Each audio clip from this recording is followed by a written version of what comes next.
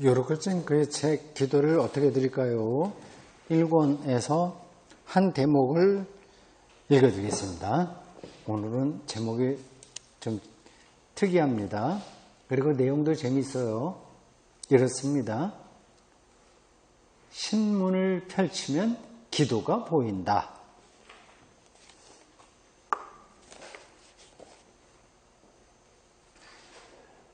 신문을 펴드는 것은 말들을 만난다는 뜻입니다. 그것들이 사람의 운명에 부합되는 것이든 그렇지 않은 것이든 혹은 사실을 미화하거나 감추려는 목적에 사용되었든 추측이나 의심 내지는 선입견들을 표현한 것이든 간에 우리는 말들과 만납니다.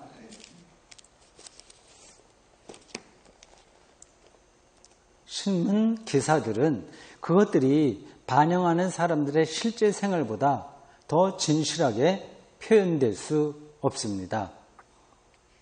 예수님은 삶의 지침을 가르치실 때 자주 예화를 들었습니다. 그 예화들은 마치 신문 기사에서 발견할 수 있는 형식으로 되어 있습니다. 어떤 사람이 예루살렘에서 여리고로 내려가다가 강도를 만나매 강도들이 그 옷을 벗기고 때려 거의 죽은 것을 버리고 갔더라. 예수님은 이런 예화를 들 때 자주 자 보아라, 잘 들어보아라, 잘 새겨 들어라, 이런 일이 있었다. 어떤 사람이 이런 일을 당했다. 이런 일도 있었다. 잘 생각해 보아라. 이 일을 진지하게 생각해 보아라 하는 등의 관용구를 사용하셨습니다. 그런 방식을 따라 오늘날 우리도 다음과 같이 말할 수 있습니다. 여러분이 신문을 읽으면 거기 나오는 사람들의 운명에 관심을 기울여라. 폭행과 거짓과 언어 속에 숨겨진 실제 사실들에 주목하여 그것을 찾아내도록 해보아라. 진실로 중요한 것은 세상을 떠들썩하게 만든 큰 사건들이 아니라 오히려 사회면에 난 서민들의 조그만 기쁜 일이나 슬픈 사건들 혹은 광고란에 실린 어떤 가족의 아픈 가슴 아픈 사연이다. 인간 사회의 병적 현상들에 대해 그리고 사람들의 죄와 책임에 대해 생각해 봐라. 아울러 사람들의 선한 의지와 그걸 따르지 못하는 연약한 능력을 생각해 보라. 사람들의 진정한 행복을 위해 그대로 놔두어서는 안 될 사회 제도들 혹은 변경시켜서는 안 될 그것들에 대해서도 생각해 보라. 예수님의 그 말씀을 패러디해서 오늘날 우리가 이렇게 말할 수 있다는 겁니다. 그 다음에 이제 설명하는 거예요. 오늘날 신문을 읽는 일은 깜짝 놀라고 몸소리치고 기가 막히는 심정에 처한 사람들을 간접 체험하며 걱정을 하게 되는 것을 의미합니다. 어떻게 기도해야 될지 좋을지 모르는 사람이 있다면 신문을 사서 읽은 기사를 놓고 하나님과 이야기를 나누어 보십시오. 그러면 여러분은 주변에 일어나는 현상을 수수방관하는 사람이 아니라 중보기도를 드리는 사람이 될 것입니다. 그리고 틀림없이 자신이 처해 있는 현실을 놓고 하나님께 감사드릴 것입니다. 또한 자신에게 낯선 사람이 자신의 형제요, 자매라는 말이 무슨 뜻인지 이해하게 될 것입니다. 그리고 무엇보다 여러분 자신이 지금 겪는 문제에서 해방될 것입니다. 아마도 여러분은 이런 방법을 통해서 기도가 어떤 것인지 처음으로 깨닫게 되겠지요. 그리고 하나님의 나라가 아직 임하지 않음으로써 생겨나는 인간의 고통에 대해 또한 이 세상 사람들 가운데 하나님 나라를 이루는 일에 대해서 하나님과 함께 의논하게 될 것입니다.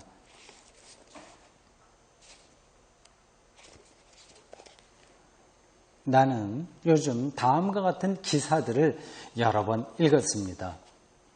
노후연금을 올려서 지급하자는 의견이 거부당했다. 신문 타이틀이죠. 우유값이 올랐다. 그리고 나는 점점 부유해지는 이 나라에서 점점 가난해지는 사람들을 생각하게 되었습니다. 물가는 오르는데 노후연금으로 받는 액수는 그대로이기 때문입니다. 이 짧은 기사 안에 이렇게 많은 사람의 생계가 걸려 있습니다. 나는 신문에서 또 다른 기사를 읽었습니다. 부엌이 딸린 방을 찾습니다. 한 달에 25만 원까지 월세를 낼 수 있습니다.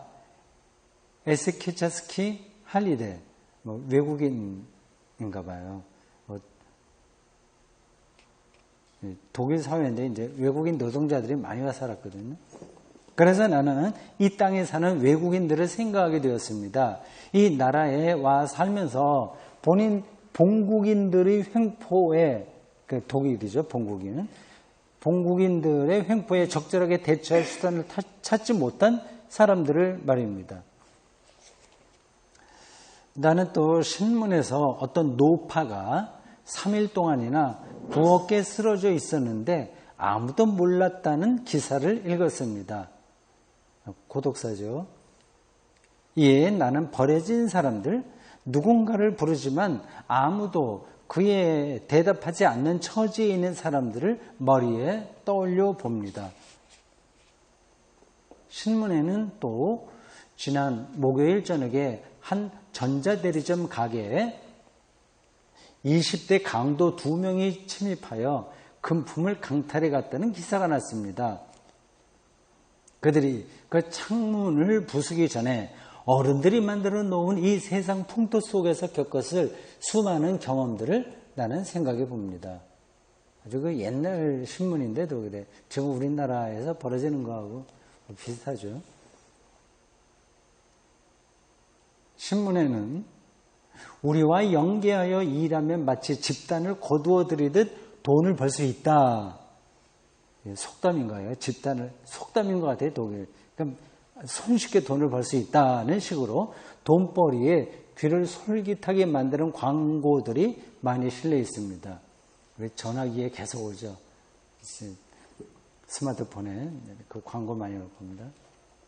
그래서 나는 일확천금의 꿈에 부풀어 있는 사람들의 희망과 좌절을 생각해 봅니다.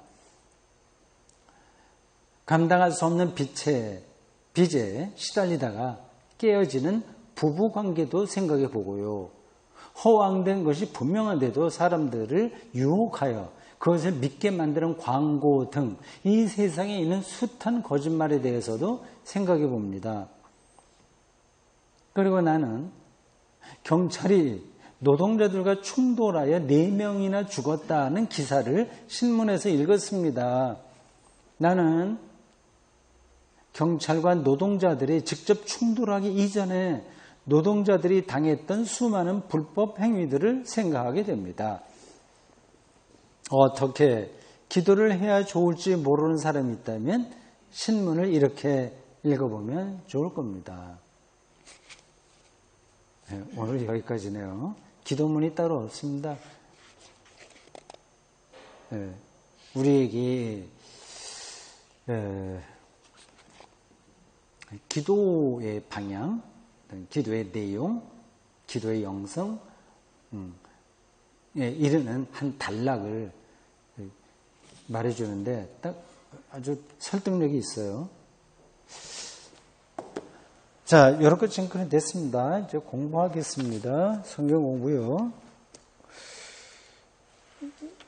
우리는 지난주에 쉬었죠. 제 개인적인 일로 한 주간 쉬었습니다. 그래서 제가 한 주 내 개인적인 일로 쉰 거 이제 벌 받는 걸로 우리 종강할 때 점심 제가 사겠습니다. 기대하세요. 하여튼 최근에 조금 이렇게 많이 띄엄띄엄 해갖고 오래간만에 또 이 공부를 하는 것 같습니다. 근데 지금 사도행전의 본격적인 장면으로 들어가고 있어요. 13장, 14장이 그 사도 바울의 1차 선교 여행입니다. 이 사도행전 전체를 한마디로 요약을 한다면 복음이 예루살렘에서 이거는 예수님의 활동에서 핵심적인 곳이죠.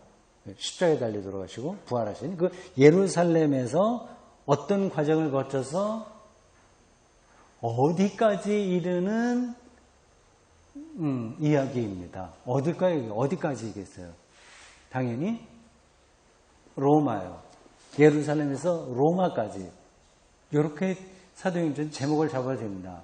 이 책 제목을 우리식으로 잡는다면 좀 멋있게 예루살렘에서 로마까지. 요거예요. 거기 다 압축되어 있습니다. 근데 왜 그렇게 복음이 글로 가야 되냐 하는 그 사정들이 이 안에 여러 가지로 나와 있어요. 그리고 여기서 어떤 사람이 핵심 인물이냐 하는 것도 나오고요. 물론 앞에 이제 베드로 나오고 예루살렘 중심으로 한 베드로 이야기. 베드로가 여러 가지 활동을 하잖아요. 사도들의 활동들도 있는데 핵심적으로는 이제 이 베드로입니다. 그리고 그 다음에는 이제 헬라파 그리스도인. 아시겠죠? 이건 베드로는 히브리파 그리스도인이에요. 히브리파 그리스도인을 대표하는 사람들이 12사도예요. 헬라파 그리스도인들을 대표하는 사람들이 우리가 보통 7집사로 알고 있는 그 사람들입니다. 7집사의 대표자는 스데반과 빌립이에요. 그 사람들이 앞에 활동이 나옵니다. 그럼 그리스도교 집단이 셋이라고 그랬잖아요. 히브리파 그리스도인, 헬라파 그리스도인, 이방인 그리스도인인 거예요. 근데 이방인 그리스도인들은 유대인이 아니에요. 근데 이방인들로 된 그리스도인들인데 여기 대표자는 이상하게도 바울입니다. 바울이 이방인이 아니거든요. 그런데도 이제 그가 이방인 그리스도교의 대표자가 된 사정은 뭐 여러 가지가 있겠습니다만, 여러분도 그건 한두 마디로 말할 수가 없었어요. 바울은 이제 특별한 사람입니다. 유대교에 아주 깊숙이 들어갔던 사람인데, 그래서 그는 다른 사도들과 마찬가지로 유대교 안에서 복음을 전하려고 했는데 배척당하여 이 바울의 운명이 그리스도교의 운명이기도 합니다. 배척당해서 결국 이방인에게 갈 수밖에 없었다. 그 얘기를 사도행전을 기록한, 그리고 누가 복음을 기록한 이 사람이 하고 싶은 핵심이에요. 근데 그렇게 유대인들이 왜 거부하게 됐냐 그런 내용들이 여기 베드로의 설교에도 나오고 바울의 설교에도 나오고 좀 많이 나옵니다. 이 사도행전의 그 문학적인 특징 중에 하나가 이 설교가 많이 나온다는 거예요. 자, 그렇게 복음이 흘러가는 과정에서 이제 가장 주도적으로 역할을 한 이 바울, 우리 본격적으로 등장하는 대목을 우리가 지금 읽고 있습니다. 13장과 14장이에요. 1차 선교 여행입니다. 앞으로 2차, 3차까지 나가고 로마까지 이르는 과정을 따라가겠습니다. 지도를 다시 한번 보시겠어요? 여러분들 머릿속에 지도가 잘 정리되어 있어야 됩니다. 자꾸만 보세요. 이왕 우리가 사도행전을 공부하니까 이번 기회에 그 지중해를 중심으로 한 그 지도마저도 여러분들 머릿속에 잘 정리해 두시기 바랍니다. 다른 방법이 없어요. 계속 그거를 봐야 됩니다. 그리고 계속 볼 뿐만 아니라 F4용지에 이면지나 이런 데다가 지도도 한번 그려보세요. 그리고 중요한 거점, 도시 이런 것도 한번 찍어보시고요. 지도 보십시오. 그 오른쪽 밑에 예루살렘이 나옵니다. 그 사해 바로 왼쪽에 있어요. 사해 왼편의 예루살렘. 거기서부터 이제 복음이 쭉 길을 따라서 이제 저쪽 지중해 저 왼쪽 좌북쪽 서편 북서쪽 로마까지 이르게 되는 겁니다.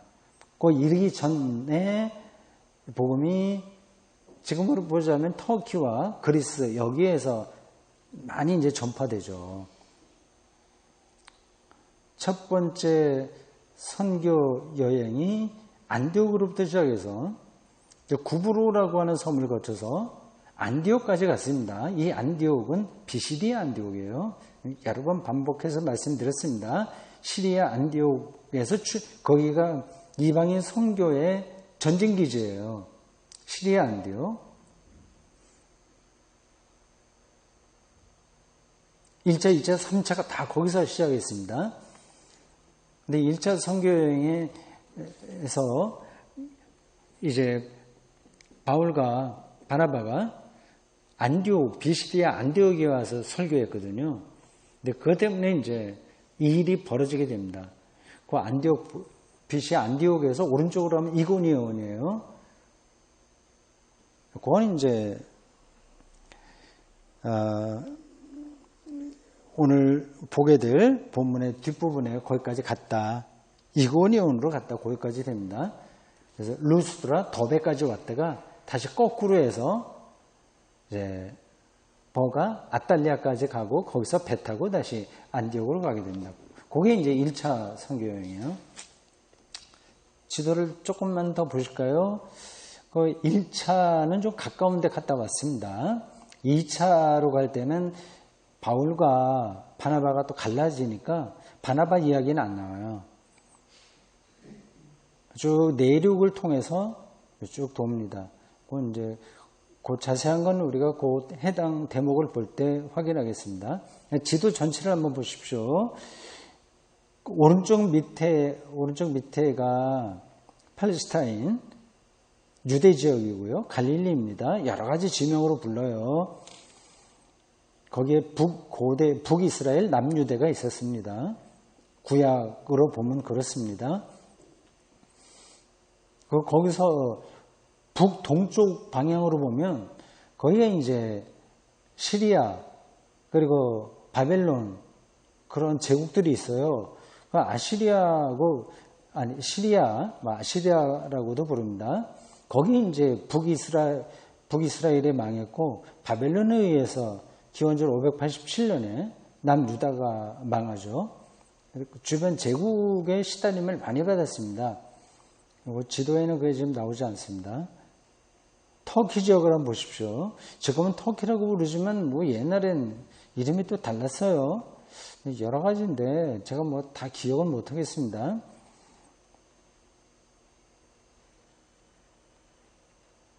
요 지도가 있을 때, 지금 요 도시, 현재 우리가 지도로 보고 있는 그 도시들은 초기 그리스도교 시대니까 로마 시대예요.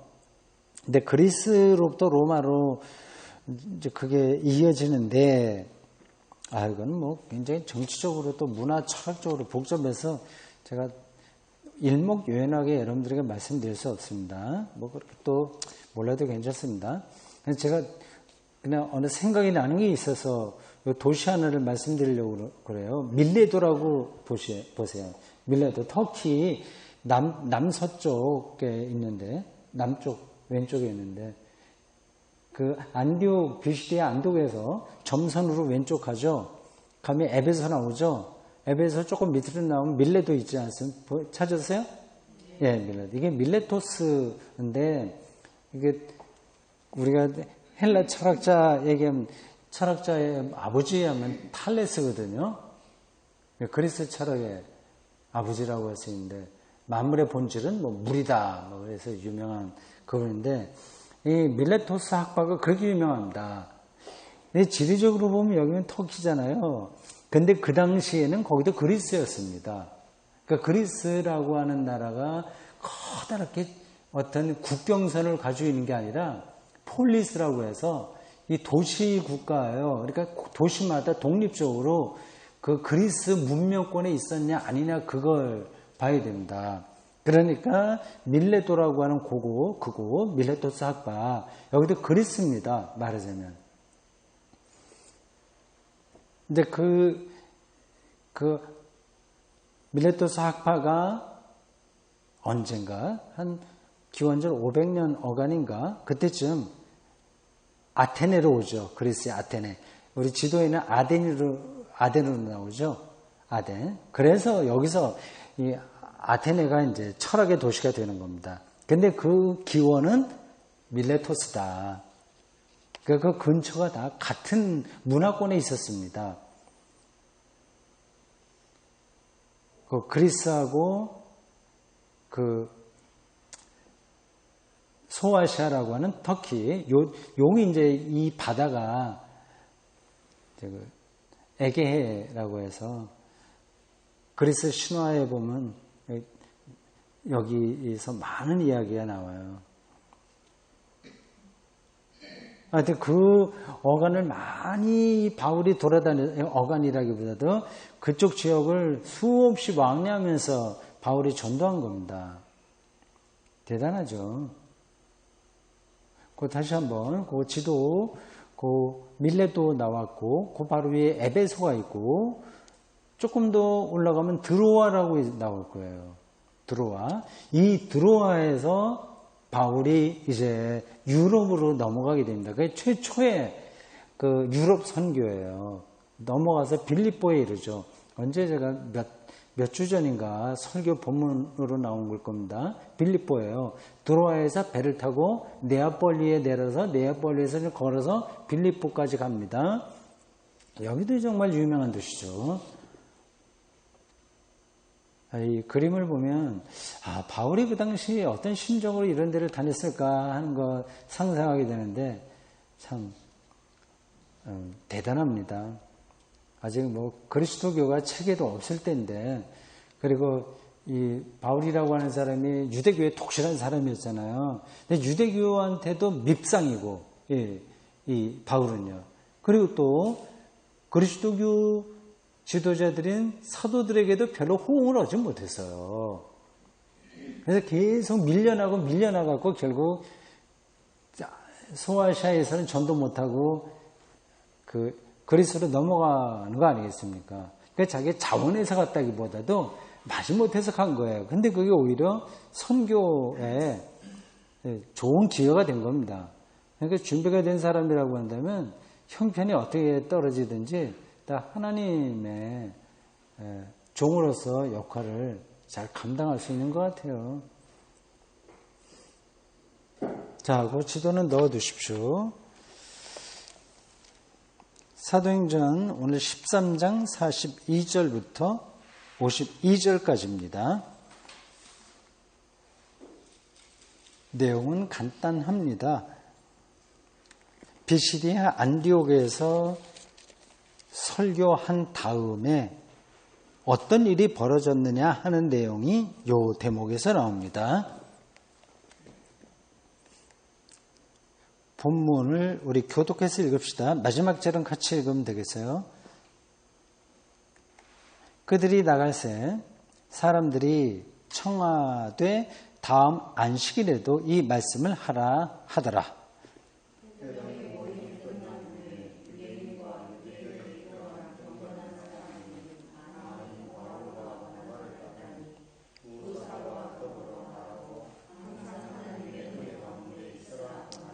그 다음 안식일에는 온 시민이 거의 다 하나님의 말씀을 듣고자 하여 모이니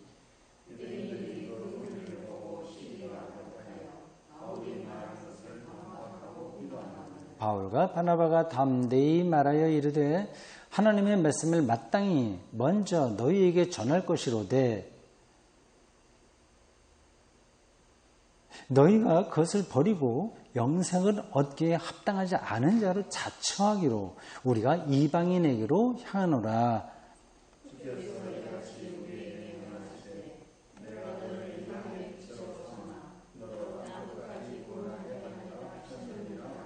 이방인들이 듣고 기뻐하여 하나님의 말씀을 찬송하며 영생을 주시기로 작정된 자는 다 믿더라.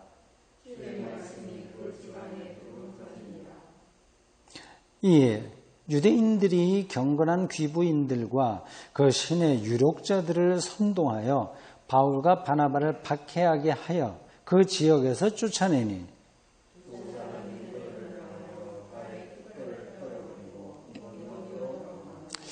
제자들은 기쁨과 성령이 충만하니라. 아멘. 예.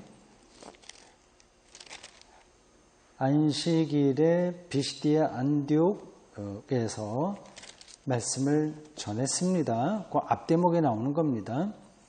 그 뒤에 벌어진 일들이 여기 좀 아직 있는 사실 그대로를 디테일하게 전하는 건 아니고 이 사도행전을 기록한 누가의 신학적 관점에 따라서 필요한 것만 발췌하는 방식으로 전했습니다. 여기에도 중요한 단어들이 많이 나와요. 그리고 누가의 신학도 뭐 신학이라고 해서 특별히 뭐 어려운 게 아니라 어떤 관점이라는 뜻입니다. 신학적 관점이 있어요. 그게 여기도 나옵니다. 46절 보세요. 바울과 바나바가 담대히 말하는데 내용이 이렇습니다. 하나님 말씀을 마땅히 먼저 너희에게 전할 것이로다. 여기서 너희에게는 누구예요? 유대인들이거든요. 유대인들에게 전한다. 이게 바울도 그렇고 초기 그리스도교의 기본 생각입니다. 다른 데 갈 생각하지 않았어요. 그렇게 했는데 너희가 그것을 버리고 거부한 거죠. 이런 게 이제 사도행전을 기록한 누가의 누가가 누군지는 우리가 사실은 잘 모릅니다. 바울 주치의 누가라는 말도 있으나 뭐 그거는 정확하지는 않습니다. 너희가 이것을 버리고 누가의 이제 어쨌든 우리는 부르기 좋게 누가라고 합니다. 그것을 버리고 유대인들이 거부한 거죠. 그리고 거부한 정도가 아니라 나중에는 이제 그리스도인들을 회당에서 쫓아내요. 회당 축출입니다. 그거는 머릿속에 여러분들 그 단어는 알고 계시면 좋습니다. 회당을 해서 쫓겨나는 거예요. 그건 예수님 당시에도 그랬죠. 예수님도 처음에는 다 회당에서 말씀을 가르치셨습니다. 근데 언제부턴가 회당이 회당이 거림직하게 생각하니까 더 이상 회당에 들어가지 못하시고 주로 저자, 거리, 이런 데, 또 광야, 이런 데 가서 말씀을 전했어요. 근데 초기 그리스도교도 마찬가지입니다. 처음에는 바울도 뭐 어디를 가나 다 회당을 찾았어요. 뭐, 이건 뭐, 여러 번 말씀드렸으니까 또 말씀드리지 않겠습니다. 길게 말씀드리지 않겠어요. 뭐, 베드로도 처음부터 다 성전에서 성전 출입을 하고 계속 유대교 안에 머물러 있었고요. 상당히 오랫동안 그렇게 됐습니다. 근데 회당을 중요하게 생각했어요. 초기 그리스도인들도. 근데 어느 때부터 이제 여러 가지 이유로 인해서 회당 출입이 안 됐습니다. 축출당한 거예요. 그게 왜 그렇게 됐냐 아시죠? 어떤 건지 지금 다시 설명하지 않겠습니다. 회당에서 축출당하게 된 결정적인 계기가 무엇인가 아실 거예요. 근데 일부러 나간 거 아닙니다. 그리스도인들이 쫓아내니까 어쩔 수 없이 나간 거예요. 마치 그 루터가 자기가 가톨릭으로부터 일부러 나온 게 아니라 종교집안 맞고 쫓아내니까 그 어쩔 수 없이 나온 것처럼 비슷합니다. 그것을 버리고 영생을 얻기에 합당하지 않은 자로 자처하기로 결국 이방인에게로 향하노라. 이 46절이 이게 복음을 들고 이 예루살렘으로부터 시작해서 로마까지 이르게 된 사도 바울의 기본 태도라고 할 수 있습니다. 일부러 유대인에게 안 간 게 아니라 그들이 거부하니까 어쩔 수 없이 이방인에게로 간 겁니다.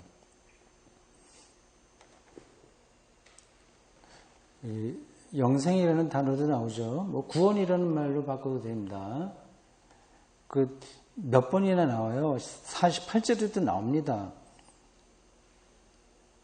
여기 46절에서는 영생을 얻기에 합당하지 않은 자라고 표현되어 있고요. 48절에서는 영생을 주시기로 작정된 자로 되어 있어요.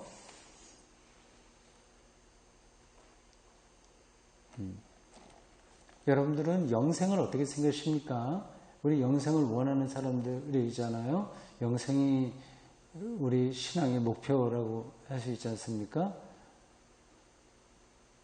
아주 그걸 진지하게 생각해 보시는지요? 뭐 저도 계속 생각합니다. 그 생각만 해갖고 생각에만 머물러 있으면 안 되겠죠? 실질적으로 느껴야 되는데 그런 것들은 뭐 이렇게 종이컵이라든지 볼펜이라든지 이런 것처럼 사물이 아니라서 이건 저희가 그 안에 들어간 것만큼 경험하게 됩니다. 그러니까 개념적으로 이해를 해야 되는 거예요. 구원이라고 하는 것, 그런 말도 좀 삼각형, 사각형 이런 거 아니지 않습니까? 그리고 이게 손에 잡는 문제가 아닌 거예요. 그래서 하나님을 경험하는 거하고도 비슷한 겁니다. 그래서 거기에 자기가 몰두하지 않으면 이거는 완전히 신앙이 이게 깊어질 수가 없어요. 그냥 습관, 종교인은 됩니다. 종교적 교양은 갖출 수 있는데 영적인 세계로 깊이 들어가지 못합니다.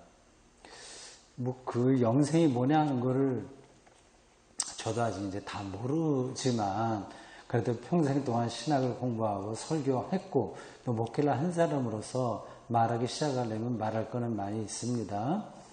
그건 뭐 한두 마디로 되는 게 아니라서 그거는 다시 본격적으로 말씀드릴 생각은 없고 드문드문 말하면서 여러 번 비슷하게 설명은 됐을 겁니다. 다만 지금 제가 거기에 대한 한 가지 여러분들이 생각할 수 있도록 하는 그건 뭐예요? 뭐라고 하나 힌트인가? 뭐 그걸 드린다면 다음과 같습니다. 몰트만이 쓴 그 책 나는 영생을 믿습니다가 있어요. 들어보시는지 몰라요. 대구선수 아카데미에 들어가면 강독한 거 나옵니다. 그거 한번 꼭 들어보세요. 나는 영생을 믿습니다. 그 세계적인 신학자거든요. 개신교에서 몰트만, 파넨베르크는 한 10년 전에 돌아가셨고 7, 8년 됐나? 몰트만 선생은 아직 살아계세요. 95세인가? 그러세요. 아내가 수년 전에 돌아가셨어요. 그래서 자기 아내도 죽고 자기도 이제 죽음에 가까웠다고 하는 걸 알고 우리나라에 많이 여러 번 왔습니다. 몰트만 선생은. 그분의 책이 여러분들이 눈에 띄면 읽어보십시오. 그러한 대가들의 책은 우리가 기회에 있을 때마다 읽으면 좋습니다.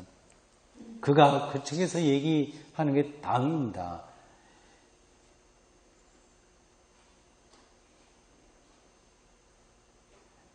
사람이 죽으면 바울의 표현대로 일정한 기간 잠자다가 마지막 천사적인 나팔소리와 더불어 거기서 깨어진다, 깨어난다, 다시 살아난다. 그렇게 생각을 했다는 겁니다. 그게 정통적인 생각입니다. 죽음과 개인의 실존의 죽음과 우주적인 마지막 종말이라고 우리가 보통 얘기하죠. 예수의 재림이라고도 표현합니다. 재림, 종말, 완성 이게 다 통하는 얘기인데 그때까지 일정한 간격이 있다고 생각을 했다는 거예요. 바울도 그렇게 얘기를 했으니까요. 잠잔다. 깨어나면 살아있는 자도 잠자는 자보다 결코 앞서지 못하리라. 그런 표현도 있지 않습니까? 그래서 그렇게 생각을 했는데 이제는 여태까지는 그렇게 생각했는데 신학의 대가도 자기가 생각을 그렇게 교정할 때가 있는 겁니다. 그러니까 먼저 생각하던 게 틀린 게 아니라 나중 생각이 그걸 더 포괄하는 데까지 나가는 거죠. 이제는 어떻게 생각하냐 이렇습니다. 죽었잖아요. 그럼 이제 모든 게 이제 끝나는 거죠. 죽음으로는. 근데 천사적인 나팔소리라고 하는 그 메타포로 표현된 그 마지막 때, 그러니까 거기서 깨어나게 되면 요 중간기라고 말했던, 그리고 바울은 잠잔다라는 말로 표현했던 이게 무화된다는 겁니다. 없어진다는 거예요. 그러니까 죽음과 동시에 부활한다. 영생한다. 그렇게 이제 믿게 되었다는 겁니다. 전달이 됐어요? 설명이? 이게 굉장히 중요한 건데. 근데 이거를 이해하려면 시간에 대한 생각을 바꿔야 됩니다. 우리 시간을 오늘 있고 내일 있고 연대기적으로 뭐 이틀 또 1년 됐다 뭐 이렇게 생각하잖아요. 근데 시간도 절대적인 게 아니라는 거를 물리학이 이미 얘기하고 있습니다. 그러니까 우리가 그런 시간에 대한 연대기적인 시간의 흐름, 이거를 근본적으로 극복해야만 이러한 가르침을 이해할 수 있어요. 그러니까 하나님 안에서, 그러니까 바울이 이야기한 거는 뭐 사실 또 새로운 건 아니에요. 조금 자기가 깨달았다고 하는 건데, 이미 그런 것들은 다, 그런 생각들은 다 기독교 신학 안에서 주어졌던 것들입니다. 이런 거죠. 그러니까 종말이 이미 우리에게 온 거예요. 왔으니까 그 중간에 우리 개인이 죽어서 잠자는 상태로 있었던 것도 없어지는 거예요. 이 얘기를 제가 얼마 전에 여기서 했나요? 말하다 보니까 한 것 같은 생각도 들고. 했습니까? 처음 들어요? 네. 그리고 또 하나는 이 전체의 이 시간, 이 모든 것이 하나님 안에서 동시적입니다. 좀 제가 이렇게 말을 하면서도 이렇게 말이 안 되는 거, 나 이렇게 생각할 분들이 그렇게 느끼실 분들이 있어서 말하기가 주저스러워요. 어떻게 그렇게 모든 게 하나냐? 우리가 선입견이 있어서 그렇습니다. 그거를 극복해야 되는데, 물리학도 이미 그런 것들을 얘기하고 있고요. 그 성경에도 그 비슷한 표현들을 많이 있습니다. 하루가 천년 같고 천년이 하루 같다. 그러니까 우리가 하나님 품 안에 들어가면 현재와 미래가 하나가 되는 거예요. 그래서 예수님도 이미 태초 때에 로고스로 존재하셨다. 이런 고백이 가능한 겁니다. 전체가 하나가 되는 거예요.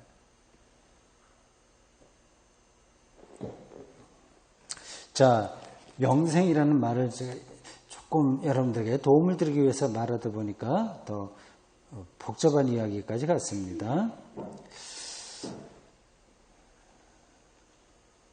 쭉 그런 이야기가 42절부터 52절까지 어떤 반응이 있었냐 하는 겁니다. 근데 핵심은 46절이에요.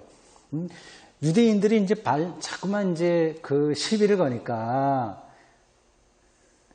그래, 너희들에게 말씀을 전해야 되는 건 마땅해서 했는데, 거부하니까 어떻게 하냐. 우리는 이방인에게로 가겠다. 그 얘기입니다. 51절 보십시오. 결국은 그 유대인들이 그 비시디의 안디옥에 있는 귀부인, 그리고 소위 말해서 오피니언 리더, 이런 사람들을 선동해서 바울과 바나바를 못 살게 굴었습니다. 그래서 결국 다른 데로 가요. 앞에 지도를 보면서 말씀드렸듯이 그들이 이제 이고니온으로 갔습니다. 그렇게 멀지 않은 지역 같아요. 그 안디옥에서 이고니온으로 옮겨갔어요. 52절 마지막 절입니다. 제자들은 기쁨과 성령이 충만하니라. 이 제자들은 누구들과 이렇게 할까요?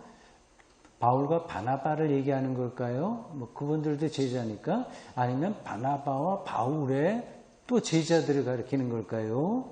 어떤 걸까요? 정확하게는 모르겠습니다. 근데 요 52절은 바울과 바나바나 또 그들의 그때 같이 수행했던 사람들만이 아니라 초기 그리스도인 전체를 가리키는 게 아닐까 하는 생각이 들어요. 그 고난과 어려움과 박해받고 쫓겨다니고, 누가 돈 주는 것도 아니고, 먹고 살려고 하는 것도 아니고 하는데, 그런 일을 당하면 다 상심하지 않습니까? 교회 일을 하다가도 다들, 조금 어려우면 마음이 불편한데, 이 사람들은 말할 것도 없어요. 초기 그리스도인들은. 그들 때문에 이제 우리가 복음을 알게 된 건데, 만약에 초기 그리스도인들이 좀 하다가 이거 아닌가 보다 생각보다 포기했다면, 그럼 이제 그리스도 교회는 없는 겁니다. 근데 이 사람들이 그렇게 할 수 있었던 이유는 기쁨과 성령이 충만했다는 데 있어요. 이거 없으면 우리가 삶을 버텨내기 힘듭니다. 그러니까 다른 소홀소홀한 재미, 인생의 재미, 그런 것들은 여기저기 많죠. 그런 것만 찾을 수밖에 없어요. 그런 것이나마 있어야 우리가 버텨내기 때문에 그렇습니다. 근데 그런 거는 한계가 있어요. 그런 거 하지 말, 취미생활, 이것저것 재밌는 거, 그런 거 많잖아요. 현대에는 정말 많습니다. 그러니까 하지 말라는 얘기 아니라 그거로는 우리의 영혼이 만족할 수가 없어요. 근데 그건 하긴 하되 더 근본에서는 요 52절에 얘기한 대로 기쁨과 성령이 충만하다. 요 상태에 이르는 것 정말 중요한 것 같습니다.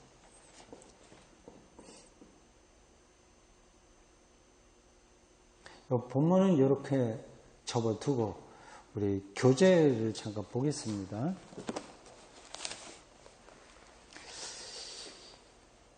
89쪽입니다. 23강 제목 유대인들의 분노입니다. 비시디아 안디옥에 있었던 유대인들이 바울과 바나바를 향해서 쏟아낸 분노. 41절부터 52절입니다.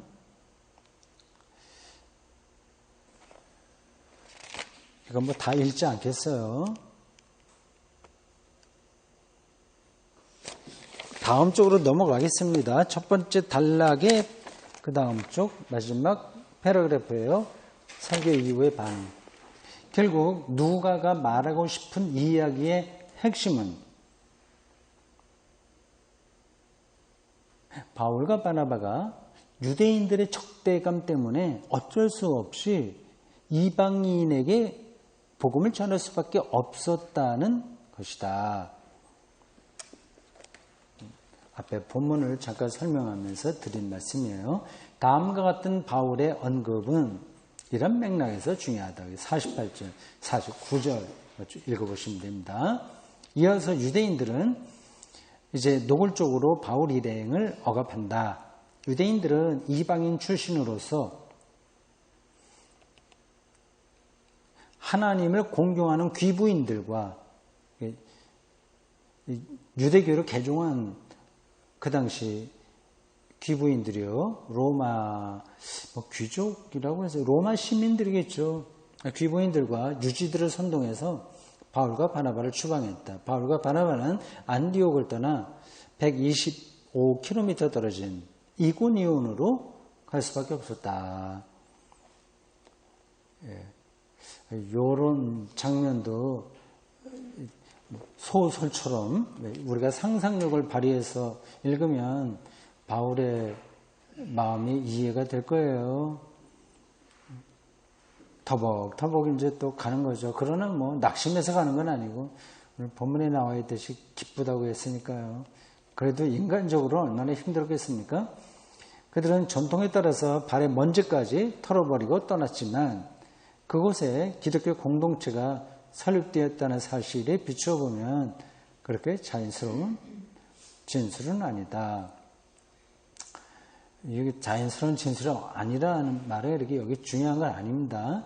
이게 그때 상황을 그냥 디테일하게 정확하게 이 누가가 기록한 게 아니라 어떤 관점을 갖고 설명하다 보니까 약간의 좀 자연스럽지 못한 설명이 있었다. 그런 얘기입니다. 그건 중요하지 않아요. 회당 설교, 그 다음 단락입니다. 바울과 바나바는 분명히 유대인들을 떠나 이방인에게 간다고 단언했는데도 불구하고 그 뒤로 계속해서 회당 출입을 하였다. 뒤로 계속돼요. 회당 출입은. 그러니까 그는 오늘의 사건이 있은 뒤로도 매우 오랫동안 안식일과 회당 전통을 그대로 받아들인 것으로 보인다. 당연하죠. 그리고 여러분들 다 아시겠지만 지금 이 글을 쓰고 있을 때와 시기적으로 때와 실제로 이 사건이 벌어질 때에는 시간 차이가 많습니다. 이걸 기록할 때에는 기원 후 80년에서 90년 사이예요. 그러니까 그때는 이제 그리스도인들이 회당으로부터 축출당할 때입니다. 굉장히 어수선한 때예요. 그리고 복음서가 바로 그 직전에 기록됐고 공간복음서가. 근데 이 사건이 지금 바울과 바나바가 전도하던 요 사건이 벌어진 때는 훨씬 이전입니다. 40년 어간이죠. 40년대죠. 30년대 후반, 30년대 후반이나 40년대. 그러니까 이게 기록될 때하고는 4, 50년 차이가 있습니다. 그 시간적 간격을 감안하고 본문을 읽어야 됩니다. 아마 그에게 회당은 복음을 전하기에 가장 좋은 장소였을 것이다. 예수님도 공생의 초기에는 회당과 가깝게 지내셨다. 회당은 하나님 말씀을 소중하게 생각하고 경건하게 살려는 유대인들이 정기적으로 영적인 훈련을 받는 곳이었기 때문에 여기에 모인 사람들은 최소한 종교적 대화가 소통되는 이들이었다. 예수님 경우에 회당과 직접적 충돌은 없었지만 대신 그 당시 종교 엘리트 집단이라 할 바리새인들과 제사장들에 의해서 요주의 인물로 주목받으면서 회당으로부터 축출당한 셈입니다. 우리가 사도행전 앞부분에서 살펴본 대로 팔레스타인 공동체는 이건 예루살렘 공동체예요. 물론이고 바울과 같은 이방인 선교사들도 이방인 선교사라고 하는 그 단어는 바울이 이방인이라는 뜻이 아니라 이방인을 위한 선교사였다는 거예요. 여전히 회당 전통을 받아들였다는 것은 초기 그리스도교의 모든 정신적 뿌리가 바로 유대교라는 의미입니다. 그렇습니다. 그리스도교가 유대교의 아류로 떨어질 수도 있었어요. 근데 여차여차 정말 우여곡절 끝에 거기서부터 해방된 겁니다. 벗어났어요. 그건 자의의 의사가 아니라 타의에 의해서 그렇게 됐는데 우리 이제 크게 보면 하나님의 역사십니다. 그렇게 말해야 되죠.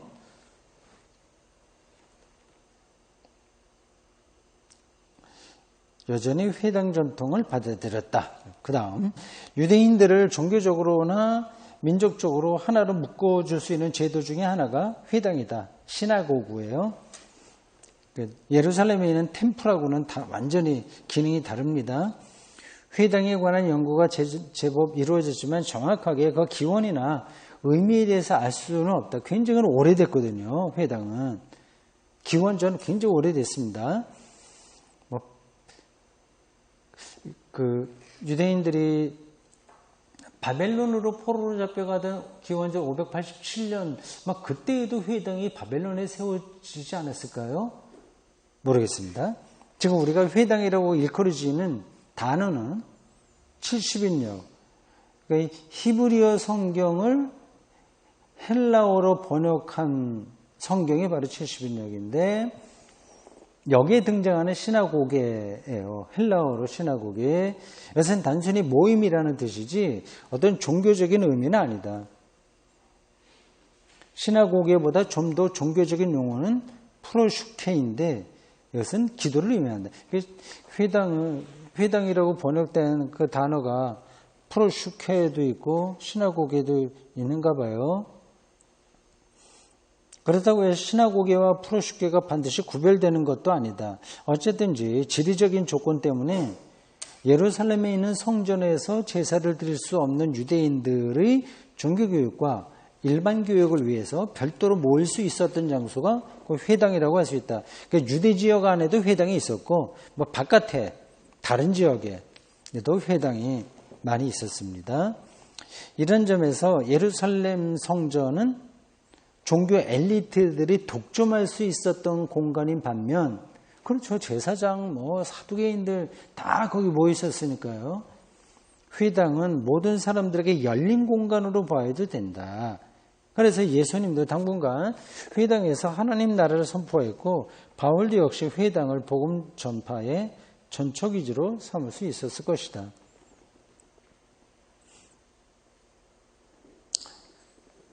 지금의 우리 기독교 교회당은 회당에 가깝죠. 예배가 유대교의 제사 행위하고는 조금 이렇게 연결되는 부분도 있으나 본질적으로는 그렇지 않기 때문에 예루살렘 성전이라기보다 회당에 가깝습니다. 그래서 그리스도 교회당을 성전이라고 많이들 부르잖아요. 근데 그거는 정확하지 않습니다. 그래서 생각이 있는 교회 지도자들은 성전이라고 부르지 말자 벌써 오래전서부터 얘기를 했습니다. 예, 맞는 것 같아요. 그리고 우리 그리스도교 예배의 그 흐름은 성전에서 온 게 아니라 회당에서 온 거예요. 회당에서 했었던 종교의식. 그러니까 그들이 시편 읽었어요. 회당에서. 제사는 안 드렸습니다. 제사 지내려면 뭐가 있어야 돼요? 동물 잡아서 피 뿌리고 뭐 이것저것 하는데 그런 거 전혀 하지 않고 말씀 중심이에요. 회당은. 시편이고요. 그럼 찬송 부르는 거죠. 그 누가 설교하죠. 랍비나 유랑 랍비가 와서 회당에서 설교하고, 예수님도 그렇게 설교하셨습니다. 이 바울도 다른 지역에 갔을 때 회당에 들어가서, 오늘도 이 안디옥에서 했던 것도 똑같은 경우예요. 그렇게 설교한 겁니다. 그래서 예배가 다 말씀 중심이고, 시편이라고 하면 그건 찬송이니까 이런 게 들어왔고, 그 회당의 모임 전통을 그대로 초기 그리스도가 끌고 온 겁니다. 여기에 하나 덧붙여진 것은 뭘까요? 혹시 아시겠어요? 회당에 없었던 덧붙여진 그리스도교의 특징, 그리스도 예배의 특징을 나타내는 하나의 순서가 있습니다. 네. 성전식이 들어온 거예요. 예수님께서 행해라 이렇게 말씀하신 거예요. 그러니까 기독교 예배의 핵심은 회당 전통과 예수님의 성찬, 유월절 만찬 이 두 가지라고 생각하시면 됩니다.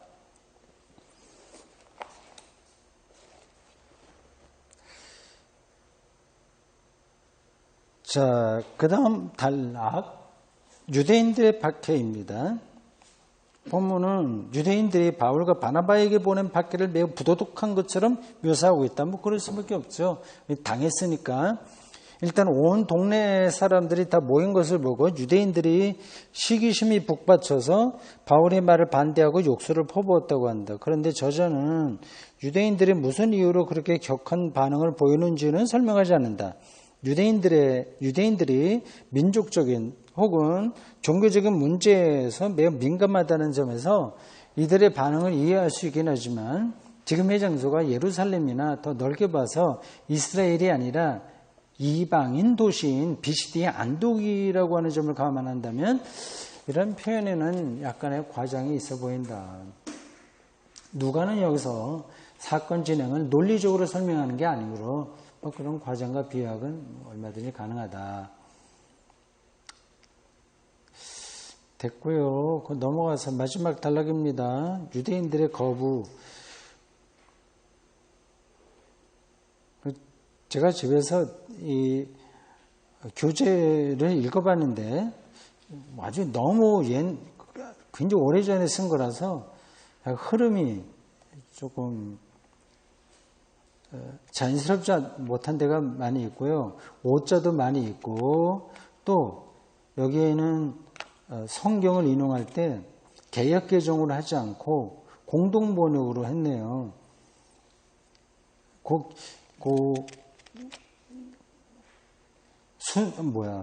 몇 강 그것에 따라서 조금씩 다릅니다.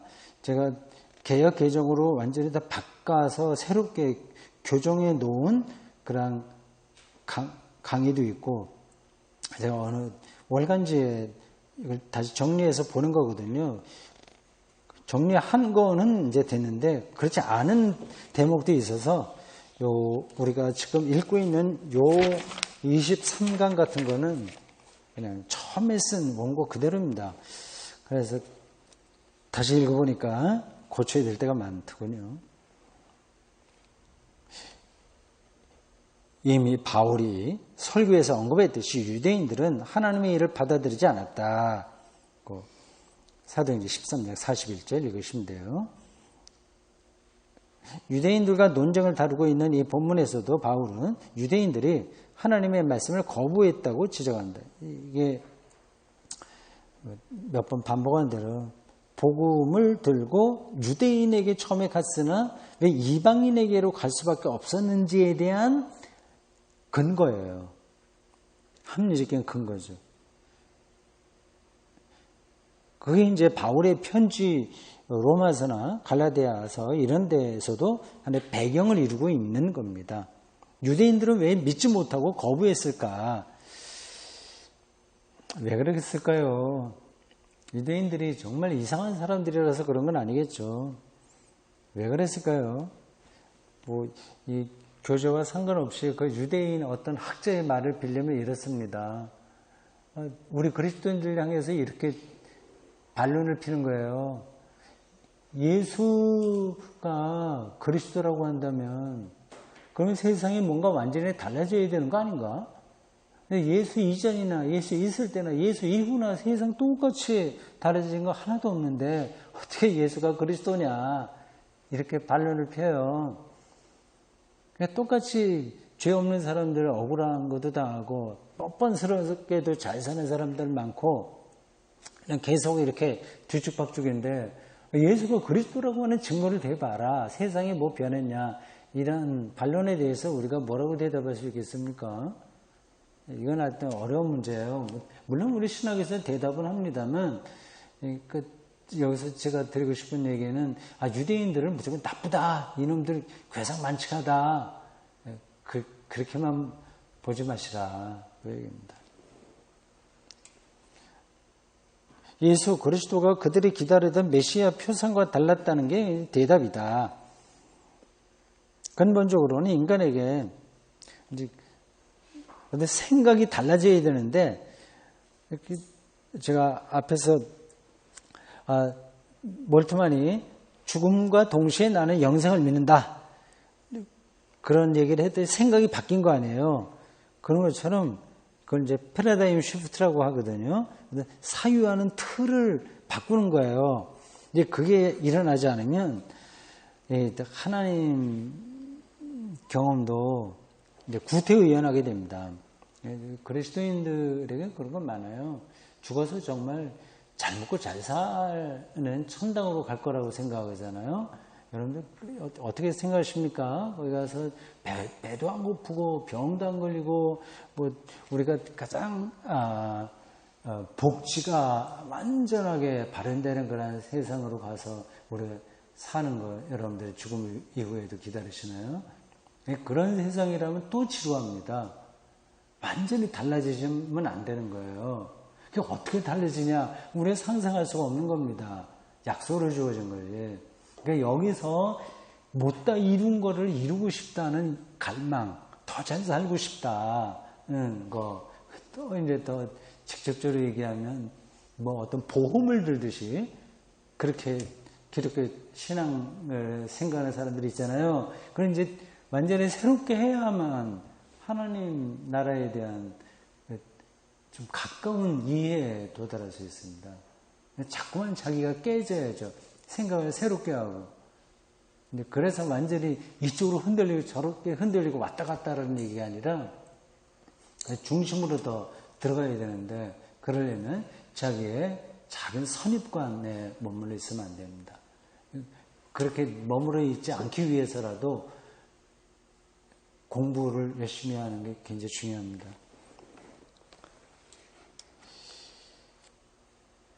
유대인들이 예수에게서 발생한 하나님 나라를 인식하지 못하고 믿지 못했다는 말은 거부했잖아요, 예수를. 예수가 말한 가까이 오신 하나님 나라를 도저히 받아들이지 못하고 아빠, 아버지라는 말도 이해 못하잖아요. 신성 모독으로 생각하지 않습니까? 그들이 자신들의 전통적 하나님 경험을 폐쇄적으로 수호하는 데 머물렀다는 뜻이다. 네, 그런 얘기니까 집에서 조금 더 읽어보십시오. 자, 맨 아래 세 줄짜리 패러그래프만 읽어보겠습니다. 안타깝게도 조상으로부터 내려온 전통적 신앙을 고수하는 일에 몰두한 유대인들은 예수님이 아무리 옳은 말을 하더라도 자신들의 전통과 다르다는 이유로 믿을 수 없었고 더 나아가서 분노할 수밖에 없었다.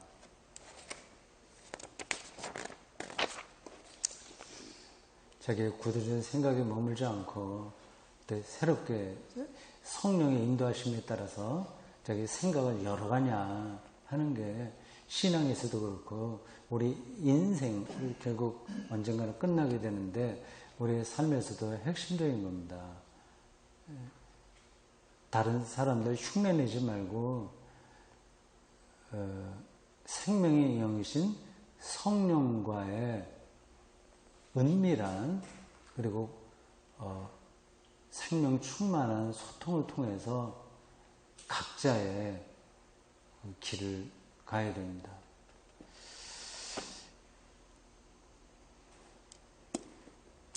우리 주님께서 가르친 기도를 같이 들으실까요?